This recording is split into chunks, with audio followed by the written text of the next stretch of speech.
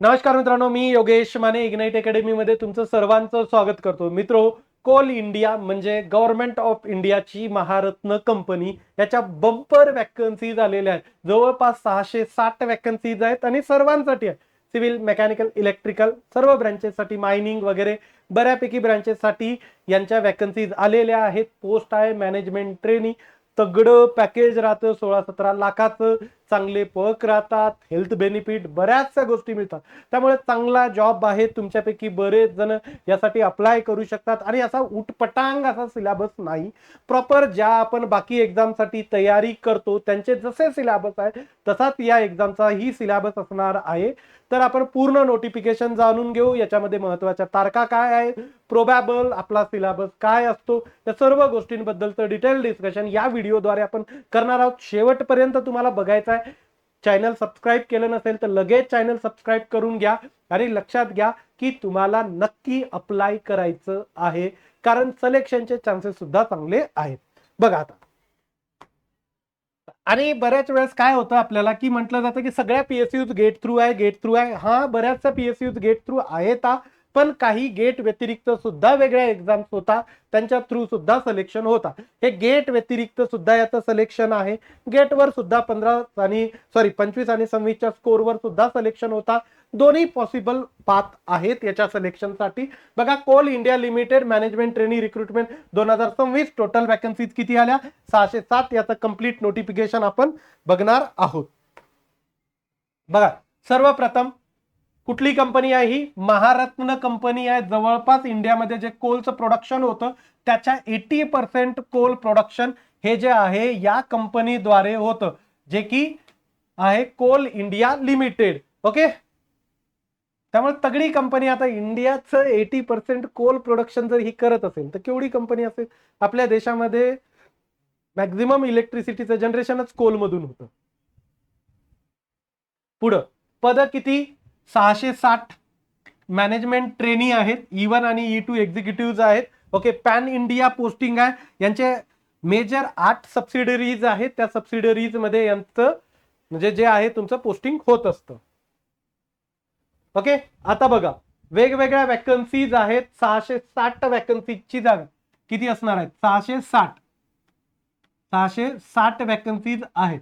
मायनिंगच्या 263 आहेत, इलेक्ट्रिकलच्या 221 आहे, सिव्हिल इंजिनिअरिंगच्या 178 चांगल्या वॅकन्सीज आहेत, मेकॅनिकलच्या 145, सिस्टम आणि आयटीच्या 43, ओके, इलेक्ट्रॉनिक्स टेलिकम्युनिकेशनच्या 38, जिओलॉजीच्या 15, राईट. अशा जवळपास 660 वॅकन्सीजची ही रिक्रुटमेंट आहे. चांगले आहेत प्रत्येक ब्रँचला. ओके, नोटिफिकेशन कधी आलं तर 6 मेला. ओके, ऑनलाईन ऍप्लिकेशन 12 मे पासून चालू होतात. लास्ट डेट 11 जूनची आहे. ओके, टेंटेटिव्ह एक्झाम तुमची जुलै 2026 मध्ये होईल. राईट, आहे वेळ, आणखी मे आहे, जून आहे, जुलै आहे, 2-3 महिने तुम्हाला मिळतील. Clear? Education, who is eligible? काय educational qualification? BTech, BSc engineering फील्डमध्ये, म्हणजे मेकॅनिकल असेल तर मेकॅनिकल, त्यांच्या अलाइड ब्रँचेस, त्यानंतर सिव्हिल असेल तर सिव्हिलमध्ये, राईट, इलेक्ट्रिकल असेल तर इलेक्ट्रिकलमध्ये तुमचं पाहिजे ते. त्यानंतर मिनिमम 60%चा क्रायटेरिया आहे, ज्याला फर्स्ट क्लास म्हणतात. कोणाला? तर जनरलच्या, ओबीसीच्या आणि ईडब्ल्यूएसच्या विद्यार्थ्यांसाठी. एससी एसटी फिजिकली हँडिकॅपसाठी 55% तुम्हाला डिग्रीचे मार्क लागणार आहे. एज लिमिट काय असेल? तर अप्पर एज लिमिट 30 इयर आहे. हे कोणाला असतं? जनरल आणि ईडब्ल्यूएस कॅटेगरीला. याची कट ऑफ डेट दिलेली आहे 30 एप्रिल 2026 ला. तुम्ही 30 वर्षापेक्षा जास्त वयाचे असता कामा नये. किती तारीख आहे? 30 एप्रिल 2026. क्लिअर? रिलॅक्स ओबीसी साठी, ओबीसी साठी 3 वर्ष, एससी एसटी साठी 5 वर्ष, फिजिकली हँडिकॅप साठी 10 वर्ष. क्लिअर? त्याचसोबत ड्वेल सिलेक्शन पाथ आहे. एक तर पाथ ए तुमचा सीबीटी म्हणजे सेपरेट एक्झाम तुमची होणार आहे, राईट. आणि पाथ बी म्हणजे ज्यांनी गेट दिलेली आहे 25 आणि 26 ची, त्यांच्यासाठी हे पाथ बी आहे. ओके, आणि पाथ ए म्हणजे तुमचा सीबीटी थ्रू म्हणजे सेपरेट एक्झाम होणार आहे. ओके, तुमच्यापैकी बऱ्याच जणांनी गेट दिली नसेल तर तुम्ही सेपरेट एक्झाम थ्रू सुद्धा आता एंट्री मारू शकणार आहात. बघा आता, तर याचा सीबीटीचा एक्झाम पॅटर्न काय असणार आहे?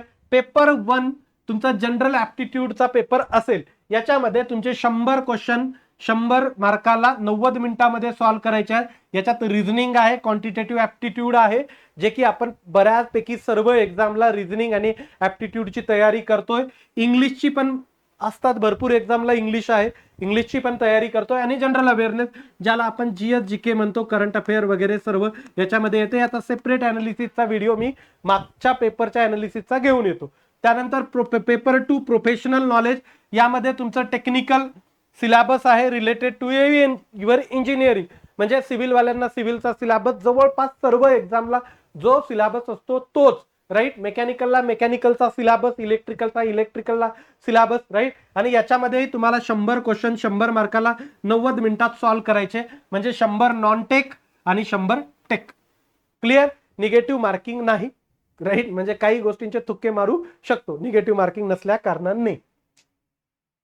आता बघा, पे स्केल E1 साठी, एक्झिक्युटिव्ह 1 साठी 60,000 पर मंथ. ओके, म्हणजे पे स्केल 60 लाख ते 1,80,000. क्लिअर. आता तुम्ही काय म्हणाल की सर हे तर बेसिक आहे, बरोबर आहे, याच्या ऍडिशनल बऱ्याचशा गोष्टी मिळतात. आणि कोल इंडिया सारख्या पीएसयूज मध्ये, ओएनजीसी सारख्या पीएसयूज मध्ये भरपूर काही ऍडिशनल मिळते, जसं की डीए आहे, एचआरए आहे, बाकीचे पर्क आहेत. जवळपास 35% ऑफ बेसिक मिळते. परफॉर्मन्स रिलेटेड पे आहे. त्यानंतर मेडिकल बेनिफिट खूप चांगले असतात. त्यानंतर कोल माइन्स प्रोव्हिडंट फंड पण असतो. क्लिअर. म्हणजे बरेच ऍडिशनल बेनिफिट तुम्हाला तुमच्या सॅलरी व्यतिरिक्त मिळत असतात. क्लिअर. ऍप्लिकेशन प्रोसिजर काय, तर ऍप्लिकेशन तुम्हाला काय, हाऊ टू अप्लाय, व्हिजिट करा कोल इंडियाची साईट www.coalindia.in. त्यानंतर go to the career, recruitment मध्ये जायचं, management training 2026, fill the personal educational details, upload the document and pay the fees.